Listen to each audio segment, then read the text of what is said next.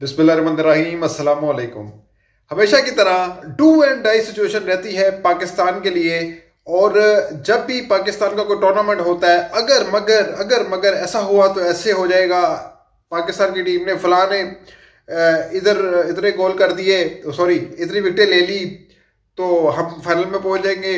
अगर फलां टीम ने इतना स्कोर कर लिया तो हम फाइनल में पहुंच जाएंगे। फलां टीम ने जो है वो छींक मार दी तो हम सेमीफाइनल में पहुंच जाएंगे। और फलां टीम अगर बीमार हो गई तो हमारे फाइनल में पहुंचने के चांस ज़्यादा हो जाएंगे। ये मजाक सब अपनी जगह, लेकिन पाकिस्तान की क्रिकेट के लिए भी एक मजाक बन गया है। ज़का अशरफ नामी शख्स जो है, जिन्होंने सिर्फ और सिर्फ अपने मुफाद के लिए ही काम किया है, और वो पहले भी चेयरमैन पीसीबी रहे और अब भी चेयरमैन पीसीबी बने हैं, और जिसके आशीर्वाद से बने हैं वो भी सबके सामने हैं। जरदारी इनके पीछे थे और ये पीपल्स पार्टी के खास नुमाइंदे हैं, ये भी सबको पता है। और जब से ये आए हैं तब से पाकिस्तान की टीम के अंदर एक बेचैनी देखी जा रही है। पाकिस्तान क्रिकेट के अंदर एक बेयकीनी की सूरत हाल ने जन्म लिया है। और मैं आपको ये बताऊं कि इन्होंने मतलब टीम पर सारा मलबा फेंक दिया, और मान लेते हैं कि आप नए आए थे और आप कसूरवार नहीं है, लेकिन जल्दी में फिर ओहदा क्यों संभाला? फिर आप पहले रजब सेट्टी को रहने देते, और जब वर्ल्ड कप हो जाता फिर ओहदा संभाल लेते। लेकिन अगर अब आप चेयरमैन पीसीबी बने हैं तो फिर सारी जिम्मेदारी आपको लेनी पड़ेगी। आपने इंजमामुल हक पर इल्जाम लगाया बहुत बड़ा कि याजू नामी कंपनी है, उसमें के कोई शेयर्स हैं, कोई स्टेक होल्डर है, तो वो याजू कंपनी, वो कहते हैं कि हेलमेट वगैरह और ये बच्चों के लिए अपनी कंपनी बनाई थी। इंजमामुल हक का इस पर मौक़िफ़ आ गया है, और उन्होंने कहा है कि मेरा कैरियर बहुत लंबा है और मैंने 1991 में डेब्यू किया है और मेरा करैक्टर लोग जानते हैं। तो ये जो 3 महीने से आया है बंदा, जिसको जुबा 8 दिन नहीं हुए, वो मेरे करैक्टर पर इल्ज़ाम लगाएगा। ये बात ठीक है कि ज़का अशरफ जो है वो बलबा फेंक कर अपनी जो इक़्तिदार है पीसीबी की, उसको बचाना चाहते हैं, और 3 महीने की अब देखें तौसीब भी मिल गई है उनको।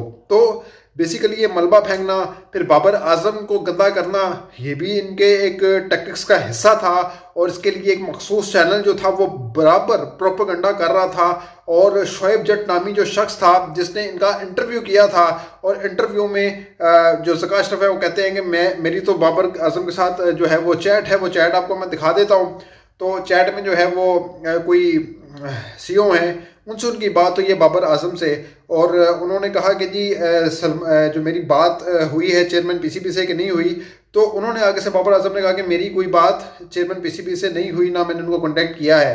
जबकि सारा जो कहानी थी, सारी जो मलबा जो आप कह लें, वो ये डाला जा रहा था कि बाबर आजम जो हैं उन्होंने चेयरमैन पीसीबी को अप्रोच करने की कोशिश किया, लेकिन चेयरमैन पीसीबी फ़ोन नहीं उठा रहे। और शोएब जट जो इनकी जो बाकी टीम है या उनका जो चैनल है, वो एक मखसूस एजेंडे पर चलते हुए ज़का अशरफ को डिफेंड कर रहा था और कह रहा था कि ये तो बात ही कोई नहीं हुई, और ये चैट लीक कर दी तो वो किस खाते में की थी। तो अजहर अली ने अड़े हाथों लिया। तो कहने का मकसद ये है कि ये एक पूरी कंट्रोवर्सी को क्रिएट किया गया ऐसे वक्त में जहां पाकिस्तान की टीम वर्ल्ड कप खेलने गई थी। तो वर्ल्ड कप में क्या इफेक्ट जाएगा, क्या असर जाएगा? टीम की सिलेक्शन तो एक अलग बात है कि जो टीम जिस तरह से सिलेक्ट की गई और जिस तरह पाकिस्तान की एक बॉलिंग थी, एक म्यार था, वो किस तरह से गिरता हुआ नजर आया, उसकी जिम्मेदारी किसी पर तो आयद होती है, किसी पर तो बनती है ना। चेयरमैन पीसीबी है या चीफ सेलेक्टर है या कैप्टन है, कोई भी है, वट एवर, किसी की तो ये जिम्मेदारी है या किसी ने ये जिम्मेदारी लेनी ही नहीं है। इतने जो पैसे हैं वो कौम का पैसा, इन पर इन्वेस्ट होता है, खर्च होता है, और बदले में क्या मिल रहा है आप देखें। फिर अगर मगर की सिचुएशन आ रही है और चेयरमैन पीसीबी साहब जो हैं वो इसकी जिम्मेदारी भी कबूलने को तैयार नहीं है, वो ये मानने को तैयार नहीं है कि जो बोर्ड जो है वो भी एक इसका हिस्सा था, एक जिम्मेदारी उसको लेनी है शिकस्त की। अगर जीत जाओ तो वाह वाह, हार जाओ तो फिर उसका कसूर है। यही अलमिया है पाकिस्तान के सिस्टम का कि आप किसी भी इदारे में चले जाएं, वहाँ पे जो सबॉर्डिनेट होते हैं, अगर उन्होंने अच्छा काम किया है तो जो उनके जो बड़े हैं वो उसका क्रेडिट लेते हैं, और जब कोई काम बुरा हो जाता है तो वही जो बड़े हैं वो कहते हैं ये इसने किया है, मेरे सबॉर्डिनेट ने किया है, इससे पूछें आप, इसमें मेरा कोई अमल दखल नहीं है, ये जिम्मेदार है, ये नाअहल है। तो यही काम चेयरमैन पीसीबी ने भी किया कि वो कह रहे थे कि ये जो टीम है वो सारी जिम्मेदारी उस पर आयद होती है, और मैं जो है जो शिकस्त हुई है उसको जो है फासला अख्तियार कर रहा हूँ। फासला अख्तियार करने से आपकी जिम्मेदारी कम नहीं हो जाती, आपको ये कबूलना है, ये मानना पड़ेगा कि आप भी उतने ही जिम्मेदार हैं। या तो आप ओहदे पे विराजमान न रहते, आप इस्तीफा देते। आपने इंजमामुल हक से तो इस्तीफा ले लिया, 5 रुकनी बोर्ड भी बिठा दिया, लेकिन आपका एहतसाब भी तो होना है ना कि आप इतने बड़े ओहदे पर बैठे हैं, ना आपको क्रिकेट के अलिफ बे पता है, सिर्फ नवाजिशें हो रही हैं आप पे, नवाजिशों की बारिश हो रही है आप पर, सिर्फ यही कि आप जरदारी साहब के करीबी रिश्तेदार हैं और इस कुर्बत की वजह से ही इदारे तबाह होते हैं। इसी कुर्बत की वजह से आप देख रहे हैं कि आज हमारी क्रिकेट टीम का क्या म्यार है, किस नहज पर पहुंच गई है। आप देखें कि श्रीलंका और न्यूजीलैंड के मैच में हमें रिलाई ही क्यों करना पड़ा। आप देखें कि अभी भी पाकिस्तान का अब इम्कानात बिल्कुल बिल्कुल बिल्कुल मादूम होकर रह गए हैं। जो हकीकत है उस पर बात करनी चाहिए। गो के मौजे हो सकते हैं और पाकिस्तान टीम ये करने की सलाहियत रखती है। कोई ऑस्ट्रेलियन प्लेयर थे, रिकी पॉन्टिंग थे या स्टीवा थे, अब मुझे याद नहीं है, उन्होंने कहा था कि पाकिस्तान की जो टीम है वो खुद हारती है अपनी मर्जी से और खुद जीतती है, उसको कोई हरा नहीं सकता, अपनी मर्जी से हारती है। जब उनकी मूड होता है हारने का तो वो हार जाती है, जब जीतने का मूड होता है तो जीत जाती है। तो क्रिकेट में कुछ भी पॉसिबल है। जिस तरह अब ये कहा जा रहा है कि 300 रन का अगर पाकिस्तान पहले बैटिंग करते हुए इंग्लैंड को टारगेट देता है तो इंग्लैंड की पूरी टीम को 13 रन पे बुक करना पड़ेगा, जो बहुत ही नामुमकिन सी बात है। और इसी तरह जैसे जैसे पाकिस्तान आगे स्कोर करता है, 350 करता है तो 63 रन पे आउट करना पड़ेगा, 400 करता है तो 110 पे आउट करना पड़ेगा, 450 करता है तो 160 रन पे आउट करना पड़ेगा। तो 450 रन तो समझ में आता है, अगर 450 रन पाकिस्तान कर जाता है और 160 रन तक महदूद कर देता है इंग्लैंड की टीम को, तो फिर तो कोई चांस लग जाते हैं। लेकिन वैसे देखा जाए तो जो ग्राउंड रियलिटी को देखें तो 99% चांस यही है कि पाकिस्तान की टीम इस टूर्नामेंट से आउट हो जाएगी और ये मैच खेलने के बाद पाकिस्तान को वापस आना होगा। लेकिन मैं जैसे कहता हूं कि क्रिकेट जो है जैसे सियासत मुमकिनात का खेल है, क्रिकेट भी मुमकिनात का खेल है।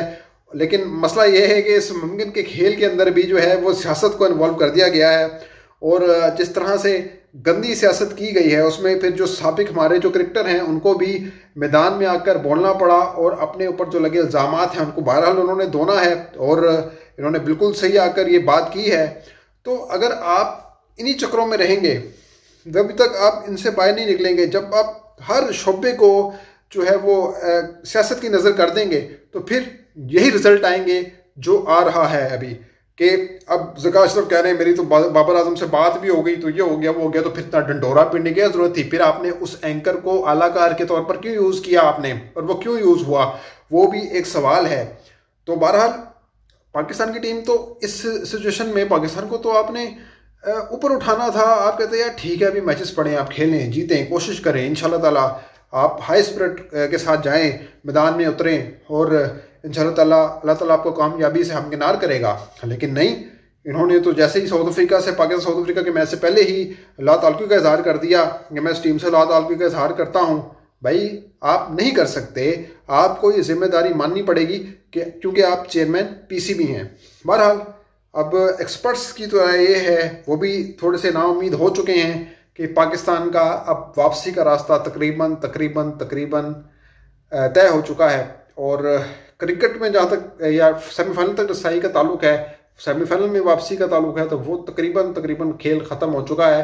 लेकिन क्रिकेट मुमकिनात का खेल है और उस मुमकिनात के खेल में मुमकिन है कि पाकिस्तान नामुमकिन को भी मुमकिन कर दिखाए। तो अब तक के लिए इतना ही, अगली वीडियो तक के लिए इजाज़त दीजिएगा, अपना बहुत ख्याल रखिएगा, अल्लाह हाफिज़।